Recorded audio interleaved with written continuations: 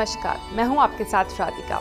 नवरात्रा के दूसरे दिन की आपको ढेरों शुभकामनाएं। नवरात्र पर्व के दूसरे दिन मां ब्रह्मचारिणी की पूजा अर्चना की जाती है। साधक इस दिन अपने मन को मां के चरणों में लगाते हैं। ब्रह्मा का अर्थ है तपस्या और चारिणी यानी आचरण करने वाली। इस प्रकार ब्रह्मचारिणी का अर्थ हुआ तप का आचरण करने वाली। भगवान शंकर को पति रूप में प्राप्त करने के लिए मां ने घोर तपस्या की थी। इस कठिन तपस्या के कारण इस देवी को तपस्चारिणी अर्थात ब्रह्मचारिणी के नाम से भी अभिहित किया गया है। कहते हैं मां ब्रह्मचारिणी देवी की कृपा से सर्व सिद्धि प्राप्त होती है। दुर्गा पूजा के दूसरे दिन देवी के इसी स्वरूप की उपासना की जाती है। इस देवी की कथा का सार यह है कि जीवन के कठिन संघर्षों में भी मन विचलित नहीं होना चाहिए।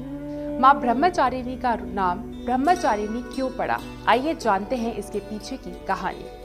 पूर्व जन्म में इस देवी ने हिमालय के घर पुत्री रूप में जन्म लिया था और नारद जी के उपदेश से भगवान शंकर जी को पति रूप में प्राप्त करने के लिए घोर तपस्या की थी।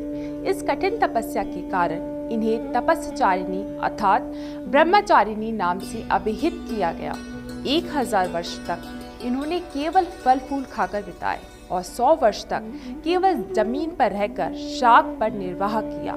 कुछ दिनों तक कठिन उपासना रखी और खुले आकाश के नीचे वर्षा और धूप के घोर कष्ट सहे।